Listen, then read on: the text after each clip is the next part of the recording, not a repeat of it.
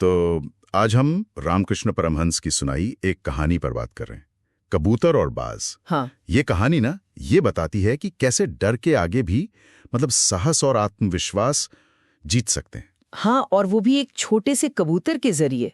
बड़ी दिलचस्प बात है ये। बिल्कुल। तो हमारे पास इसी कहानी का ब्यौरा है और कोशिश ये है कि समझें कि डर पर काबू पाना, अपनी वो जो छिपी हुई ताकत है उसको जगाना। हाँ, उसका असल मतलब क्या है और हमारी अपनी जिंदगी में इसका क्या मायने है। जी बिल्कुल। तो चलिए देखते हैं इस कहानी में क्या कुछ है। हाँ, क्योंकि देखिए ऊपरी तौर पे तो ये पक्षियों की कहानी लगती है। सही बात है। पर असल में ये हमारे अंदर जो डर बैठ जाता है ना, और उससे लड़ने की जो हमारी अपनी क्षमता है उसकी बात करती है। दिलचस्प यह है कि कैसे डर हमें बिल्कुल आप कह सकते हैं पंगु बना देता है। हाँ, रोक देता है एकदम। और कैसे हिम्मत, थोड़ी सी हिम्मत भी उस जकड़न को तोड़ सकती है। तो कहानी शुरू होती है एक जंगल से। घना जंगल है। अच्छा, और वहां रहता है चंचल, एक छोटा सा कबूतर। चंचल? हाँ, और बहुत डरपोक है। हम्म। उसे शिकारी नाम का एक बाज है, बहुत खूंखार। उससे बहुत डर लगता है, इतना कि वो ज्यादातर वक्त बस छिपा ही रहता है। उसे लगता है कि वो बहुत कमजोर है, कुछ कर नहीं सकता। और देखिए ये महसूस करना कितना आम है।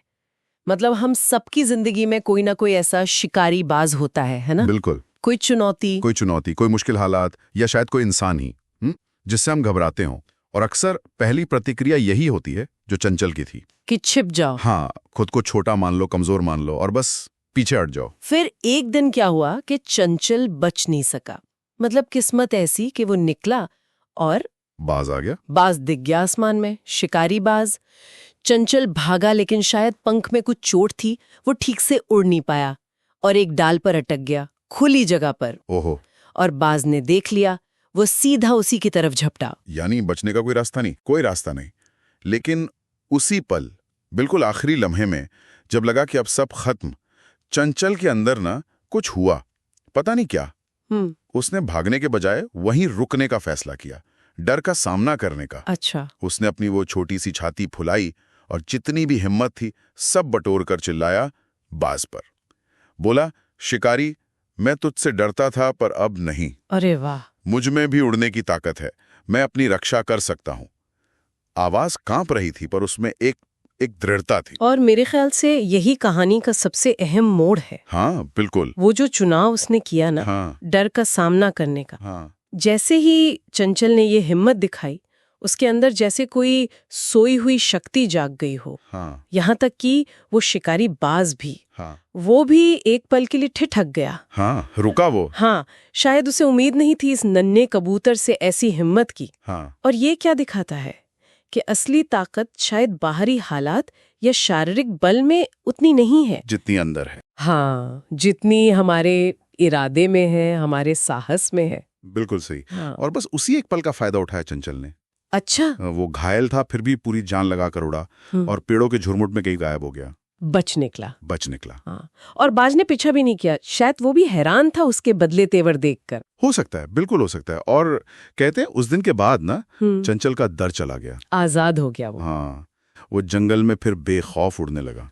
तो रामकृष्ण परमहंस इसी बात पर तो जोर देते हैं कि डर हम पर तभी तक हावी होता है जब तक हम उससे मुंह मोड़ते रहते हैं, भागते रहते हैं। हाँ। जैसे ही हम पलटकर अब आंख में आंख डालकर उसका सामना करते हैं, उसकी ताकत कम हो जाती है, अपने आप कम होने लगती है। तो मतलब ये हुआ कि डर उतना ही बड़ा है जितना हम उसे अपने मन में जगा देते हैं। हाँ बिल्कुल।